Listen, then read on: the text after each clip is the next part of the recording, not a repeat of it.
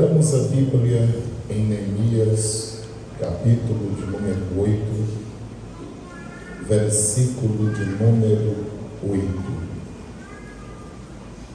Há uma lista bem vasta das irmãs que estarão pregando neste evento das mulheres, e essa mensagem nos ajudará muito a compreender o que é uma mensagem que nós devemos pregar e como devemos pregar.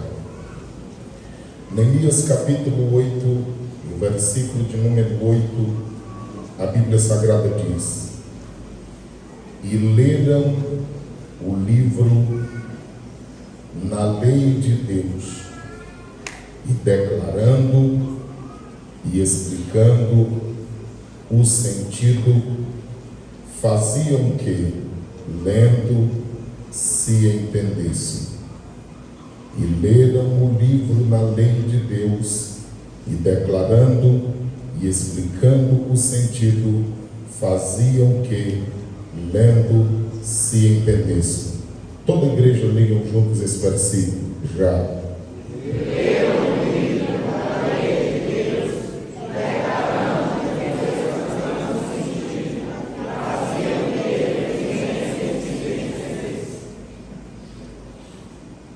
Segunda e quarta-feira nós falamos sobre alguns versículos deste capítulo. Os irmãos viram que Esdras estava lá para explicar ao povo o livro da lei. Os levitas também o ajudaram a explicar. No capítulo 8, versículo de número 7, tem uma outra lista. Porque no versículo de número 4 nós vimos que haviam 7 de um lado de Esdras, 6 do outro. No capítulo 8, versículo 7, mostram outros: Jesua, Ibani, Serebias, Jamim, Acube, Sabetai, Odias, Maazéias, Quelita, Azarias, Josabade, Anã e Pelarias. Os levitas ensinavam ao povo na lei, e o povo estava no seu posto, cada um em seus devidos lugares, mostrando a organização e reverência que havia, e eles estavam a explicar a palavra de Deus. Com base nesse texto, nós queremos dar como tema a ação da genuína pregação. A ação da genuína pregação. Por que nós falamos da ação? Porque a palavra é viva e eficaz. Hebreus 4:12. Porque a palavra também é espírito e vida. João 6:63. Porque Jesus disse: santifica-os na verdade, porque a tua palavra é a verdade. João 17:17. Por que a ação da palavra? Porque Isaías disse: assim será a palavra que sair da minha boca, ela não voltará para mim vazia, mas fará o que me apraz e prosperará para tudo aquilo quanto a enviei. Isaías 55:11. A palavra de Deus, ela tem poder de cumprimento próprio. Então a ação não é do pregador, mas da palavra. A ação da genuína. Porque infelizmente hoje já se pregam sobre frases. Às vezes em um seminário se fala mais de homens, de tratados humanos, do que sobre a Bíblia, até mesmo quando a escola é bíblica. Às vezes a gente não sabe se está numa igreja ou no divã de algum psicólogo ou psiquiatra, de tantos tratados que ouvimos de Freud e de outros mais. E o que realmente nós estamos precisando é da palavra do Senhor nosso Deus. Às vezes nem mesmo se abrem a Bíblia, e mesmo quando a abrem, depois da leitura já fecharam outra vez, leem um texto, saem do texto e nunca mais voltam para o texto, e ainda querem chamar isso de pregação. Quando nós olhamos para esse texto, nós vemos a ação da genuína pregação. Eu não gosto que me chamem de preletor, eu não gosto que me chamem de palestrante, eu não gosto que me chamem nenhum desses nomes, porque me esforço para ser pregador do Evangelho. E a palavra pregador é exatamente isso, é pregar e deixar fixado. É bater o prego e virar a ponta. É ficar firme, cravado, tatuado na alma e na mente, para nunca mais sair. Quando nós olhamos para isso, a ação da genuína pregação, ela faz muitas coisas. Mas às vezes nós, como pregadores, estamos sendo levados a nos preocupar com o que o povo pensa de nós, o que o povo acha do que pregamos. Será que nós estamos agradando as pessoas? Será que estamos amando ou estamos odiando? A preocupação do verdadeiro ministro da palavra não está nessas coisas, mas está em agradar aquele que o chamou para esta obra. O pregador nunca será mais importante do que a mensagem pregada. O pregador nunca poderá chamar mais atenção do que a própria mensagem que está sendo ministrada. Há pregadores que se vestem tal qual um palhaço, e há outros que agem como se fossem um palhaço. Às vezes as pessoas fazem de tudo para chamar a atenção, menos orarem, lerem a Bíblia e consagrarem suas vidas a Deus, para que Deus diga ao povo o que realmente o povo precisa ouvir e o que Deus quer que o povo escute.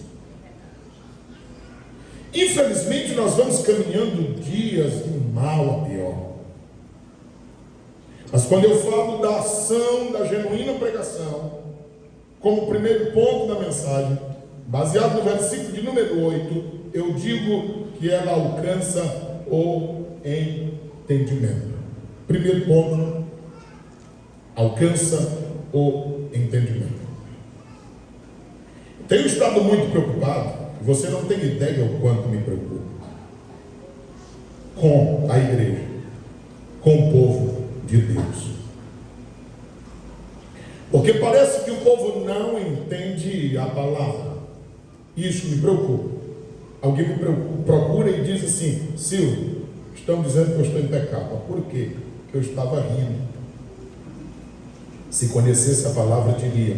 Provérbios 15 e 13 diz: o coração alegre aformoseia o rosto. Mas aí a gente cita esse versículo e a pessoa diz assim: não, mas é que disseram que eu estou em pecado porque me viram rir. Se conhecessem a Bíblia, diriam, Romanos 12 e 15: se alegre com quem está alegre.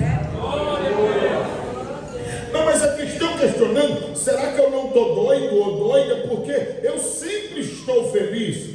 Se conhecessem a Bíblia, lembrariam do que disse Paulo quando estava preso a uma igreja que estava livre. Filipenses 4:4.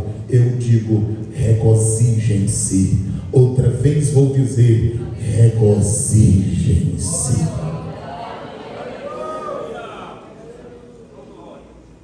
Não há possibilidade de uma mente cheia da palavra de Deus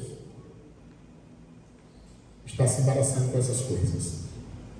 O salmista no Salmo 119, versículo 165, ele diz: muita paz tem aqueles que amam a tua lei. Não é pouca, é muita. E para eles não há tropeço. Tem gente tropeçando em sombra. Você sabe que sombra não é uma coisa concreta, é algo que é projetado, dependendo de uma luz e de um corpo. Tem gente que tropeça em sombra. Nada. Isso vai me preocupando porque eu vejo o número de pessoas com problemas dessa natureza aumentando no nosso meio. O que não era para haver, era para serem solucionados esses problemas. Aí o que eu consigo compreender é que está faltando essa pregação alcançar o entendimento das pessoas. Sim, eu estou com dificuldade, mas o que foi? Foi um negócio que eu cometi faz 50 anos, eu já confessei 250 vezes, mas eu não consigo me libertar disso. Estou falando coisa séria.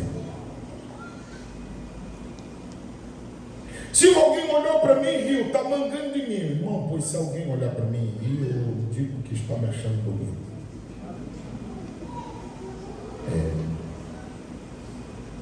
Se o médico diz que eu estou gordo, aí é que eu acho bom, é sinal que Jesus e a igreja estão cuidando bem de mim, e eu não estou dispensando, estou comendo doença.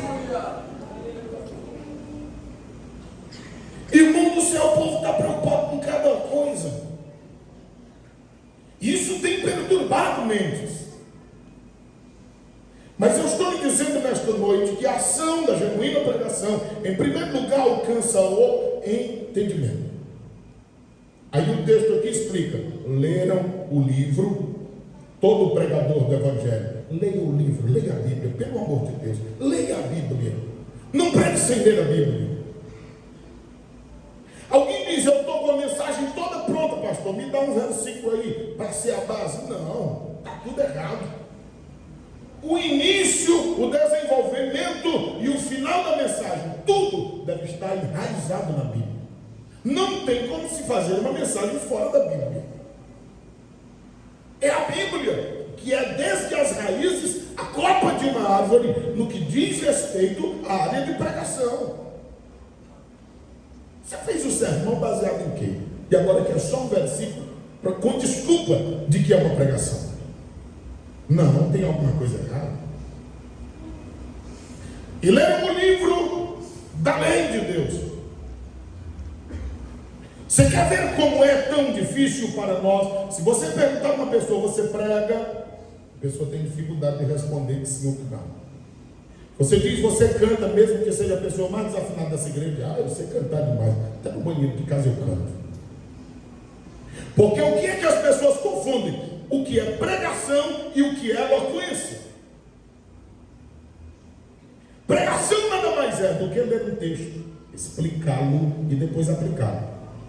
Isso você pode fazer calmamente, você pode fazer gritando, correndo, pulando. O jeito, quem vai escolher é Deus e você. Mas pregação nada mais é do que ler um texto, explicar o texto e aplicar o texto. Olha a pregação de Jesus. O semeador saiu a semear. Uma semente caiu à beira do caminho. A outra semente caiu em meio às pedras. A outra semente caiu entre espinhos. Mas tem uma semente que caiu numa boa terra. Aí Jesus explica: a semente é a palavra de Deus. A que caiu à beira do caminho, os pássaros comeram. Foi o demônio que levou a mensagem. As que caíram entre espinhos, ela ficou sufocada por causa dos problemas da vida e morreu. A que caiu em cima das pedras não tinha raiz suficiente, e aí elas se acabaram também. Mas a semente que caiu numa boa terra, ela produziu a 30, a 60 e a 100 por um. É a pregação de Jesus. Isso é uma pregação. Pastor, uma pregação é assim, e ele saiu, e quando chegou, ele no meio do caminho. Não, aí é eloquência. É uma outra forma que se tem de falar a palavra de Deus. Que tem gente que tem e outros não tem. Mas pregar é ler, explicar e aplicar. Você sabia que há pessoas que se sentem mal e evitam de pregar porque não sabem fazer isso?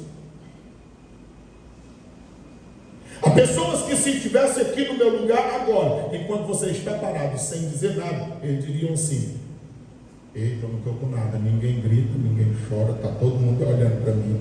Será que eu estou rasgado? Meu Deus do céu! Como é que esse povo vai entender se não parar para ouvir? Agora eles vão ouvindo e a palavra não fica no ouvido, literalmente, ela desce no coração, vai rasgando tudo e a gente fica segurando de não, eu vou ouvir. Ô pastor, me dá um tempo para me dizer. Aí a gente então glorifica a Deus. Eu estou falando.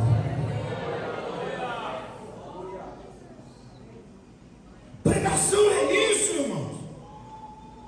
E a pregação não encerra aqui. Eu sempre digo que eu não prego para o momento do culto, eu prego para depois, porque as pessoas saem e ficam dizendo: meu Deus, o que foi aquilo? Meu Deus, é daquele jeito. Aí chega em casa, o que fazia antes não consegue mais fazer. O que era normal, agora já é anormal. Aí diz assim: eu estou ficando doido? Está não. É porque a direção da tua vida está passando para as mãos do Espírito Santo de Deus. Quem é controlado pelo Espírito de Deus, a primeira coisa que ele entrega a Deus é a mente. Se não houver transformação de mente, não existe avivamento. Enquanto a mente é mundana, enquanto a mente é carnal, enquanto a mente é humana, não há como haver mudança. Mas quando a mensagem penetra o entendimento, a coisa muda. Leram o livro da lei, na lei de Deus, e declarando. Precisamos ler a palavra declarando o que ela está explicando, porque há pessoas que não conseguem compreender. Por mais simples que sejam textos, e isso não é nenhum demérito, é porque de fato a Bíblia é para quem Deus mostra, revela.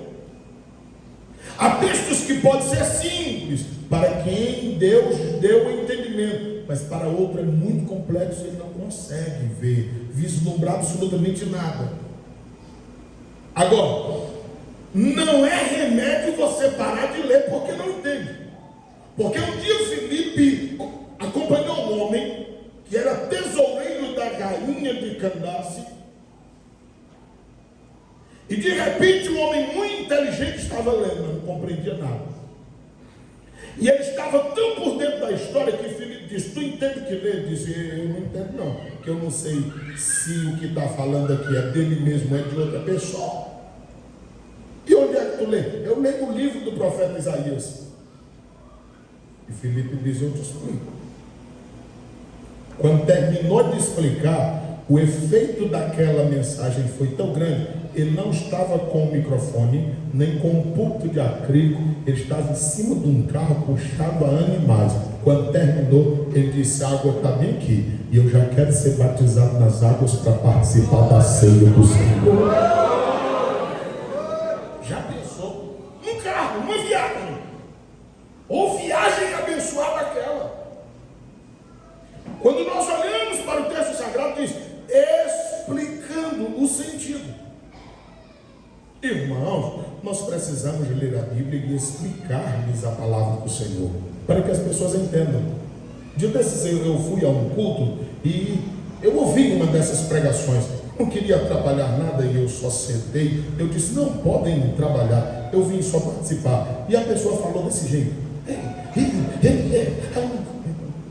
Quando terminou, eu desse jeito, eu disse: irmãos, a mensagem foi pregada. Jesus é a luz, e Ele quer iluminar quem está em trevas e quem quer se entregar a Cristo Jesus. Aí um senhor não crente saiu e disse assim: o que eu faço para você ir pregar lá em casa? Digo: marque o dia, a hora. Ele disse: por que você falou tão calmo? Eu não entendi tudinho. Já o outro agoniado, faz hora que ele fala, ele até suou, mas não entendi nada. Eu estou aqui até agora perdido. Irmãos, o objetivo da mensagem é que o povo entenda. Não é que alguém ache que eu sou ou não pregador. Não é se alguém vai pensar que eu tenho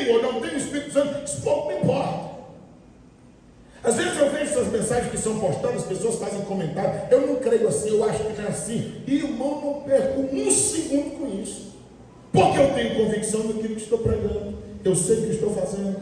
E oposição sempre haverá. Então eu vou continuar meu serviço sem me atrapalhar com essas coisas. Mas você não vai responder nada. Eu tenho que fazer, irmão. Eu tenho que fazer. O meu serviço é ler o livro na lei de Deus, declarando, explicando o sentido. Aí desse jeito, faziam que lendo se entendesse. Então o primeiro ponto é, alcança o entendimento. Letra A. E se eu pregar em línguas, alguém vai entender? 1 Coríntios capítulo 14.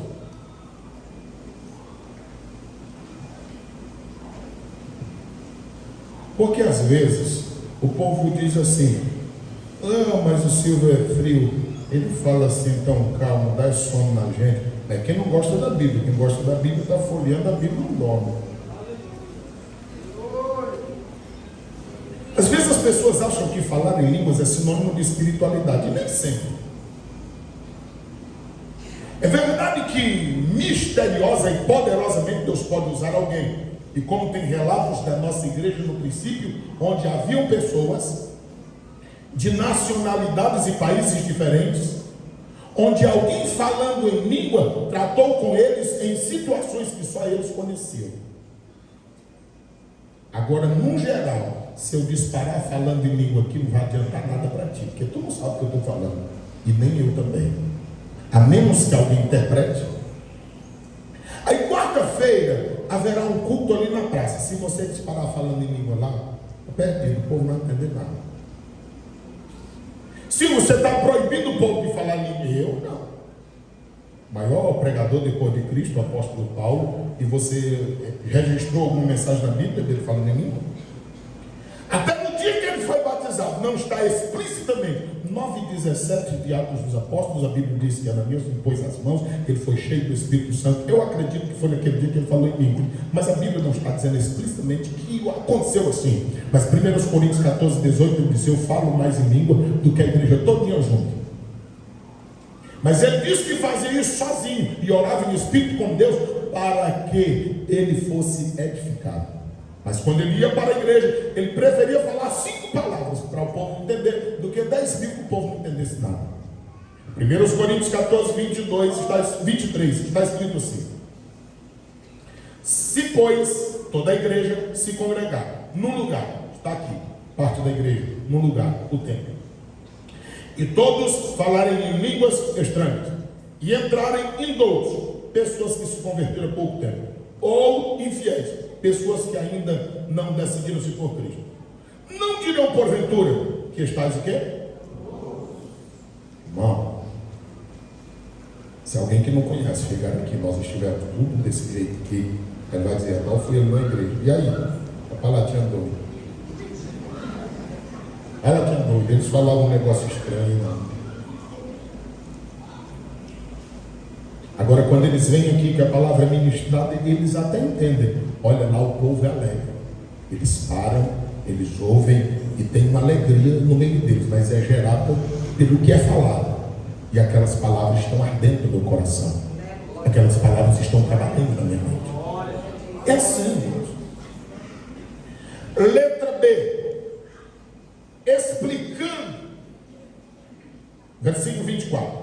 Agora, se todos profetizarem, porque a profecia aqui está no sentido de ensinar, de pregar a palavra, porque a verdadeira profecia bíblica é a Bíblia. Mas se todos profetizarem, e algum indouto, novo convertido, ou infiel, as mesmas pessoas que no versículo 23 não entenderam nada, aí diz assim: entrar de todos é convencido. Ou seja, a pessoa vai dizer: realmente, eu não quero ser crente, agora que explica bem, explica. E é desse jeito aí que ele falou. Aí diz aqui o final do versículo 24: de todos é julgado. Ou seja, as pessoas olham para mim, aí diz assim: será que ele faz isso aí que ele está dizendo? Será como é ele lá na casa dele? E como é ele quando ele está sem esse microfone? O povo julga. Aí alguém diz assim: eu conheci ele lá no trabalho dele, não é essa pessoa aí não. Isso aí é muito bom, é legal, mas para a vida dos outros, na dele não fez nada ainda. Irmãos, nessa cidade tem pessoas que lhe conhecem. Ontem eu fui a um velório aqui, da dona Judite, nos chamaram lá para dar uma palavra e eu fui. Quando eu ia passando, o menino gritou: pastor, eu não conheço aquele menino de lugar nenhum da minha vida, eu nunca vi. Aí eu fiz assim, ele já correu, me abraçou. Aí o povo diz: ele é amigo do pastor. Ele conhece, rapaz. Ele sabe. Se uma criança conhece, e adultos, você é visto em todos os lugares.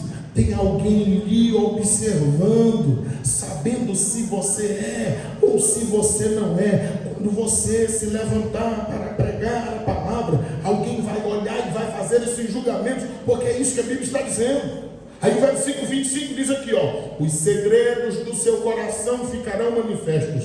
Às vezes as pessoas chegam aqui e a vida delas é contada na mensagem. Você acha que esse povo que vem aqui à frente chorando é por um acaso? É porque muitas vezes o Espírito de Deus ministra situações que aconteceram na vida deles por esses dias. E eles vêm aqui à frente chorando dizendo: não pode, isso só pode ter sido Deus. Às vezes há pessoas que antes de vir ao culto pensam enquanto estão banhando em alguma coisa, e respostas são dadas aqui.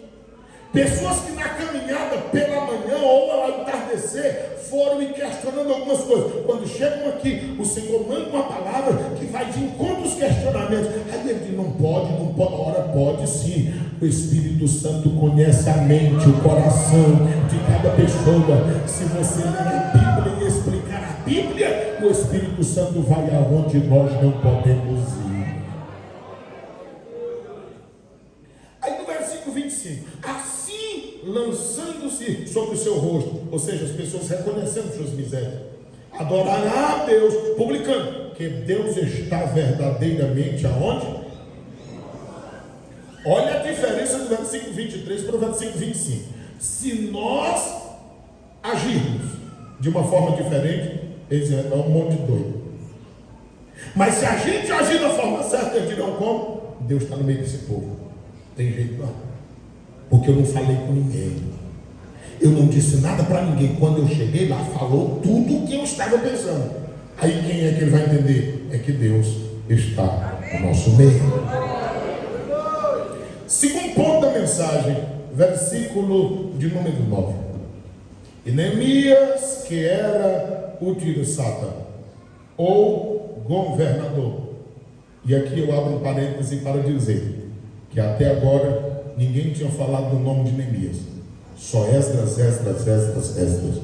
porque Neemias é uma figura nesse contexto civil, em tempos de avivamento. O que nós precisamos não são de políticos.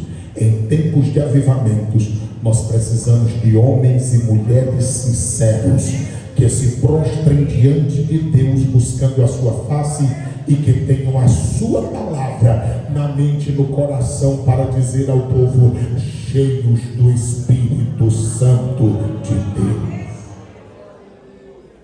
Então agora aparece o Neemias aqui, e o sacerdote Esdras, o escriba, os levitas, que ensinavam ao povo e disseram a todo o povo: este dia é consagrado ao Senhor vosso Deus, pelo que não vos lamenteis,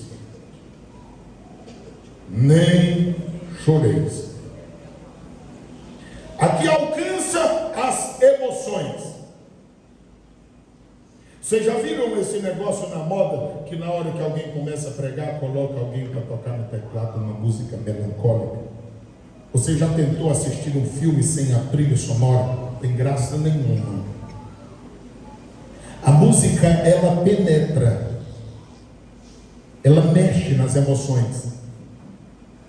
É comprovado que alguém trancado em uma sala ouvindo rock tem uma probabilidade de acelerar até os batimentos cardíacos, enquanto alguém em uma outra sala ouvindo uma música tranquilamente, às vezes até cochila. Eu estou lhe dizendo que quando eu estou falando aqui, se alguém colocar um hino aqui bem melancólico, o teclado toca, meu amigo, não tem que eu não choro. Até a gente dá vontade de chorar.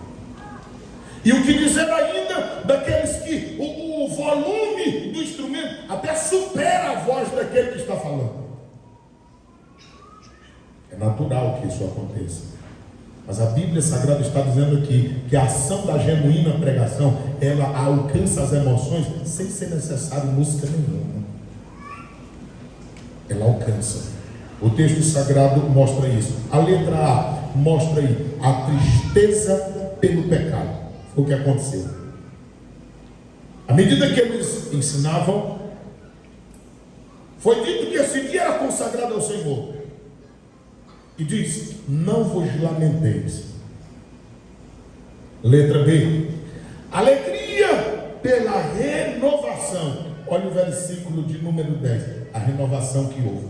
Disse-lhes a mais: ide, comei as gorduras e bebei as doçuras. Hoje nós estudamos sobre isso aqui no Salmo de número 63, quando o salmista ele olhava no deserto onde ele estava e ele sentia tanta necessidade de Deus. Irmãos, é lindo a vida de alguém que é crente, porque Davi estava no deserto. Segundo Samuel 17, 16, segundo Samuel 15, 23 e 28, mostra que ele estava no deserto e ele começa a pensar em Deus e começa a dizer: a minha carne te deseja, muito em uma terra seca, árida, rachada. A minha carne te deseja, a minha alma tem sede de ti, ó Deus. Aí ele diz: a tua presença para mim é mais importante até do que a vida. Ele estava dizendo: se for para escolher viver ou estar perto de ti, eu quero ir logo para junto de ti.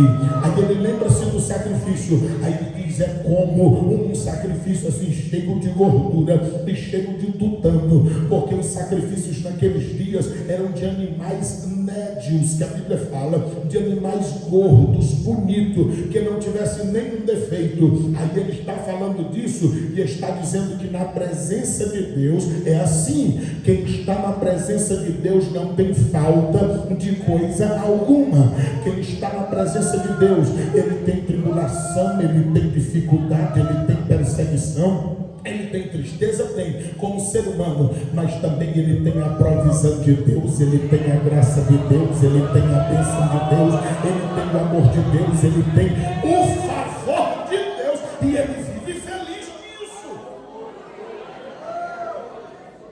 Irmãos, o negócio é que a gente lê a Bíblia, a gente não para imaginar em que situação a pessoa estava escrevendo aquilo.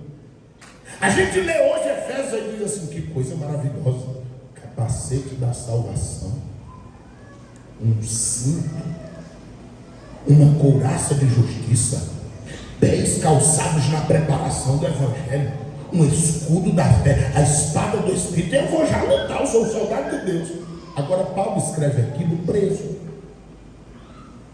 soldado de um lado do outro, segurando para que ele não saísse da cadeia, porque o homem tinha fama. Um dia foi orar e cantar, depois de ter pego uma surra doida, e o Senhor desceu no cárcere, sacudiu e soltou ele e todos os outros que estavam lá. Então o homem está preso, segurança máxima para o homem. Aí ele olha e diz: rapaz, esse soldado aqui é interessante, eles têm capacete. O crente precisa do capacete da salvação. Eles têm um cinto bonito, então o crente também precisa estar cingido os lombos com a preparação do evangelho. Essa couraça aí para proteger. Então a couraça da justiça. O crente não pode ser injusto. As sandálias dos soldados tinham trava para quando eles forem lutar, que cravasse a espada, o escudo no outro, cravasse também os pés no chão, para ninguém tirá-lo do lugar e ele ter como combater. Aí diz a preparação do evangelho, porque quem está no evangelho, ele pode dizer: a tua igreja não presta, aquele pregador está pregando errado, lá está tudo errado. Mas quem está calçado na preparação do evangelho, ele está com a Bíblia aberta e diz: eu não sairei daqui, eu não aceitei homens. Quem morreu na cruz do Calvário foi Jesus Cristo de Nazaré. Não sairei do meu lugar. A espada do Espírito, ele tem a palavra. Então, o homem estava preso e escrevendo. O outro estava fugido no deserto para não morrer e escrevendo.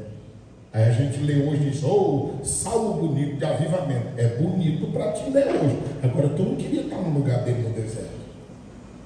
Mas crente de tal forma que serve até hoje para nós.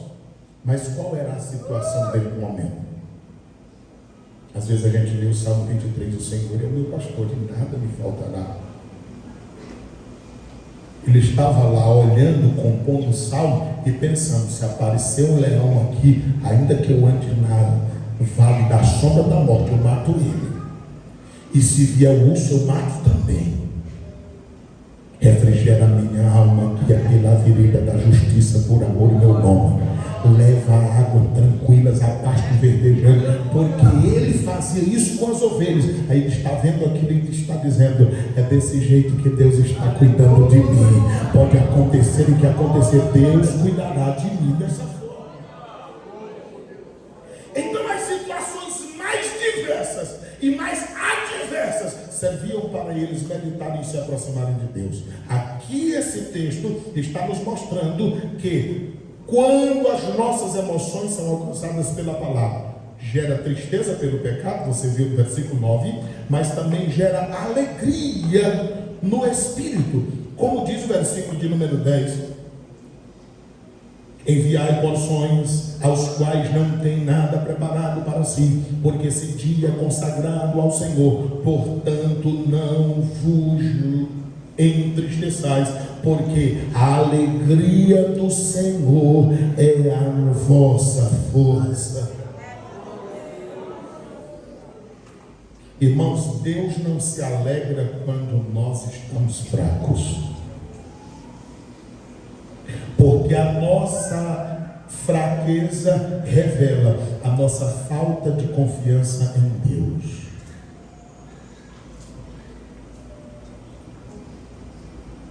Você lembra de Ananias, Misael e Azarias? Eles não se prostraram diante da fornalha. O rei manda chamá-los e diz: como é esse negócio aí? Vocês vão se prostrar ou não? Ele disse: não, rei, aqui ninguém prostra não. Nós aprendemos, decidimos, é assim, ninguém prostra.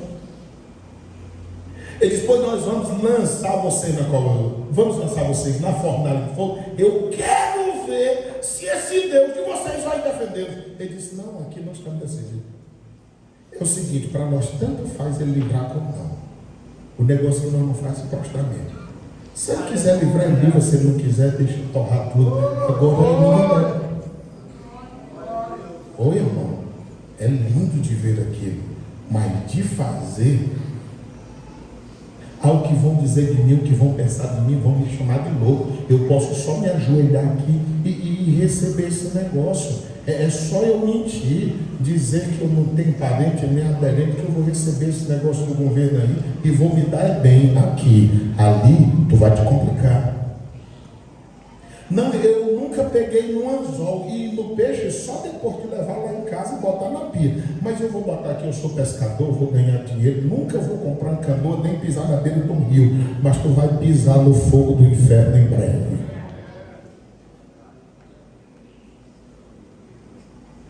E as pessoas sabem disso. Elas nos conhecem. E elas podem até te cadastrar, mas está dizendo assim: um infeliz desse. Que é assim que ele diz: uma desgraça dessa, ele diz que é crente. Aí depois no outro dia tu vai lá, ei, Jesus Cristo salva, liberta, cura, vamos aceitar o meu Jesus. E na mente dele está dizendo, o inferno está cheio de gente do teu jeito.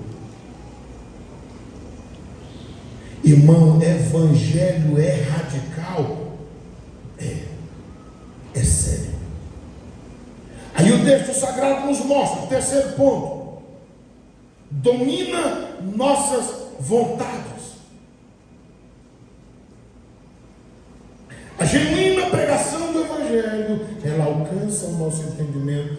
Aí não adianta ser em línguas, tem que ser explicado. Letra A e B. 2, alcança as emoções, gera tristeza pelo pecado e alegria pela renovação. 3, domina nossas vontades. Letra A, levando-nos à obediência a Deus. Capítulo 8, versículo 12 diz aí: então todo o povo se foi a comer e a beber. O que é isso? É obediência a Deus. O povo se alimentou em Deus. Lá no deserto, lá no Salmo 89, versículo 19, o povo do deserto disseram assim: será que Deus poderia nos colocar uma mesa no deserto? Ô irmão, Deus viu aquilo com tanta raiva, que a Bíblia Sagrada diz que Deus mandou em uma quantidade quilométrica, à altura de 1 metro do chão, aquele monte de codorna, que eles tudo morto de fome, ia botando na boca as carnes saindo pelos dentes. Aí Deus também ia matando logo, porque o povo não acreditava que Deus poderia fazer aquilo. Irmãos, Deus pode fazer tudo muito mais abundantemente, além daquilo que pedimos ou pensamos, segundo o poder que opera em cada um de nós. Ele domina as nossas vontades, letra B, porque nós lembramos do nosso próximo. Eu dizia aos irmãos hoje na escola bíblica: quando você lembrar de orar por alguém, não é sua vontade, é a de Deus, ore. Quando você lembrar de visitar alguém, não é a sua vontade, é a de Deus, visite. Quando você lembrar de ofertar algo ao irmão, não é a sua vontade, porque você quer receber. Então oferte, porque talvez ele esteja precisando daquilo para ser mantido ou sair de alguma dificuldade que só Deus sabe quantas noites e dias ele está pedindo a Deus por aquela provisão, que Deus não vai descer do céu, mas vai usar a sua vida para abençoar aquela pessoa. Então a palavra diz aqui da lembrança do próximo, na letra B, olha aqui: porque eles enviaram porções e a fazer grandes festas, porque eles entenderam as palavras que lhes fizeram saber. Irmãos, a ação da genuína pregação, ela alcança o entendimento. Se a gente sair desse culto hoje sem entender absolutamente nada, não deu certo a pregação. E há quem diga que a gente só pode dizer que ensinou se alguém tiver aprendido. Você já imaginou qual é a dificuldade? Porque você não tem ideia da quantidade de gente que está interpretando errado. Não, hoje o Silvio proibiu tudo. Ele disse que não pode falar em língua quando estiver pregando, não pode se alegrar, não pode fazer nada. E eu não disse isso. Eu estou te falando que se tu gastar todo o tempo falando em outra língua, o povo nem entende. Irmãos, eu tenho dito aos irmãos, quando for para a rua, fale até em português para o povo entender. Porque alguém está pregando na rua e diz: quando eu era gentil. Aí o cara diz: ó, por isso que eu não quero ser crente. Primeira coisa que fica é ignorante. Ele está dizendo quando era gentil. O povo não entende Bíblia, ele não sabe que era o povo que nem era judeu e nem era igreja. Então diga: quando eu não servia a Deus, quando eu não era crente, está mais fácil para ele. Aí o cara está pregando e diz: olha ali, eu estou vendo uma alma, já tem uma alma vindo. Meu irmão, que medo já começa a correr, ou se tremer. Porque tem uns que não dão conta de correr, treme as pernas. Uma alma, está vindo uma vida para Jesus, uma pessoa vai se entregar a Cristo. Pronto, está resolvido o problema. Irmão, simplifica, porque a linguagem da Bíblia, olha o que a Bíblia chama: carpideira. Nem tu não sabe o que é isso. Mas Jeremias disse que era uma mulher que era paga para chorar em velório, porque disse que coisa triste é um velório que não tem quem chore, porque parece que ninguém amarra o defunto. Aí tinha uma mulher paga para aquilo. Jeremias a chama de carpideira. Jeremias 9,17. Elas eram pagas para aquilo, para chorar no velório. Então a linguagem da Bíblia é muito rica e nem sempre as pessoas compreendem. Então fale de uma forma que as pessoas compreendam, torne acessível o Evangelho. Eu disse ontem à noite que às vezes pode se pregar toda a Bíblia sem pregar o Evangelho, porque o que é Evangelho é boas novas de salvação ao povo que precisa. Evangelho é isso.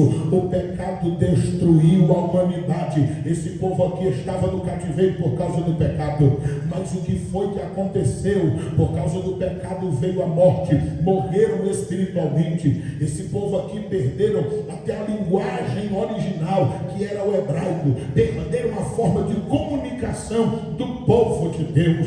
A Bíblia mostra que o pecado não somente gerou a morte, mas ele também começou a provar e mostrar para as pessoas que as suas obras podem salvar. Aí tem gente que diz: olha, eu não matei, eu não roubei, eu não fiz nada de errado, eu sou uma pessoa boa, o Senhor tem um lugar no céu para mim. Não é assim que funciona. Obras não salvam. Adão e Eva fizeram roupas de folha, mas o Senhor disse: não, deixa eu apontar o que vai acontecer, e que no dia 5 de março de 2023 em Esperantinópolis comemorarão através da ceia do Senhor. Matou um animal, pegou o couro dele e fez vestes para eles.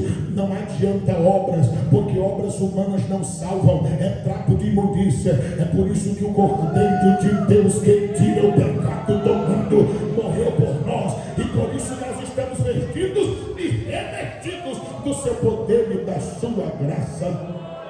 Aí vem as boas notícias do Evangelho. Deus nos amou. Deus amou esse povo, tirando eles do cativeiro. Deus amou nós e nos tirou do cativeiro do mundo, da cachaça, da prostituição, de tudo quanto não prestava. O Senhor foi lá e nos resgatou com mão forte e nos trouxe para cá. Isso é o amor de Deus, revelado através da pessoa bendita de Jesus Cristo de Nazaré.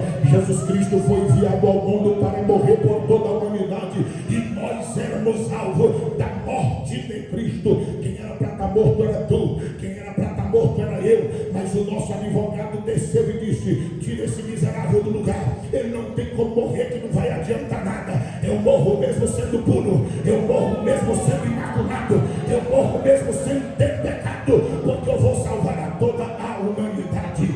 E a Bíblia Sagrada mostra que através desta obra, do amor de Deus, da morte de Cristo, na cruz do Calvário, era necessário que fosse uma cruz e fosse derramado sangue, porque no Antigo Testamento o sangue era posto nas 4 pontas do altar. Então estava profetizado que a cabeça dele seria cortada com a coroa de espinho, a primeira ponta do altar, a mão direita e esquerda cravada com cravo, a segunda e a terceira ponta do altar, e os pés cravados na vertical era então a 4ª ponta do altar. Mas no Antigo Testamento o sangue que era posto numa vasilha era derramado no pé do altar. Como se não bastasse, chegou o soldado: vou quebrar as pernas dele. O soldado não sabia, mas eu sei, a Bíblia diz: nenhum osso dele será quebrado, principalmente as pernas, que simboliza a igreja de Cristo, que marcha na terra, e ninguém pode parar essa igreja, porque ela está firmada no sacrifício de Cristo na cruz do Calvário. Mas ele disse: eu vou furar do lado.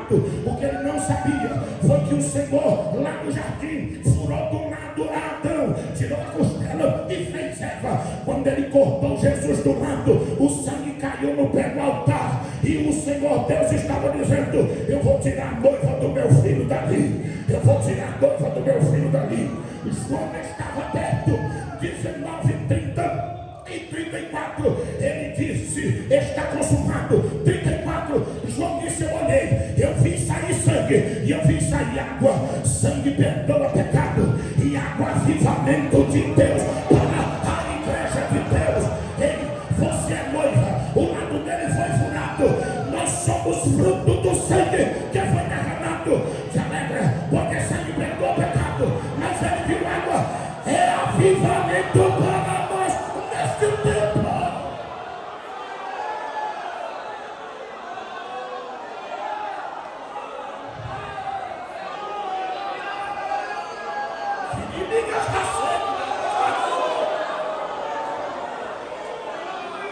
Efeitos da genuína pregação do Evangelho é isso. Eu quero ver as pessoas não se alegrarem. Eu quero ver as pessoas não reconhecerem quando o Evangelho de Cristo é pregado. Aí tem gente que diz: eu não vejo o poder. É porque tu é cego, surdo e está em desvario. Paulo disse em Romanos 1,16: porque o Evangelho é poder de Deus. Para quê? Para levantar o aleijado, curar cego? Não, para o entendimento de todo aquele que crê. 1 Coríntios 2:4, ele disse: eu vim na virtude do Espírito. Para quê? Para pregar o Evangelho. Em 2 Coríntios 4:7, ele disse que está posto dentro de nós um vaso de barro. O tesouro do conhecimento é o Espírito Santo? Não, é o poder do Evangelho de nosso Senhor Jesus Cristo. Aí o Evangelho é pregado, ele cura. O Evangelho é pregado, ele renova. O Evangelho é pregado, ele transforma. Tem alguém nesta noite que quer se entregar a Cristo como Senhor Salvador? Tem alguém nesta noite que quer se reconciliar?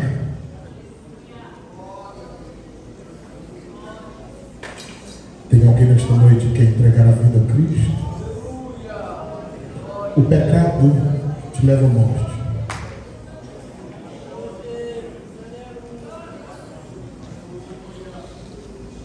E na morte do pecado gerada, morte espiritual e consequentemente fisicamente, você pensa que pode ser salvo pelas obras. É engano. O amor de Deus está derramado por você, mostrando através de Cristo na cruz do Calvário. Eu não posso pregar sem fazer o convite, porque a mensagem do Evangelho existe, o convite. Eu estou te convidando, porque se daquela porta para lá você partir para a eternidade e diz: eu queria ser crente, mas o pastor não convidou, você não terá essa desculpa quando me ouvir pregar, porque como pregador do Evangelho eu preciso fazer o convite. Tem alguém? Joyce já prepara os hinos.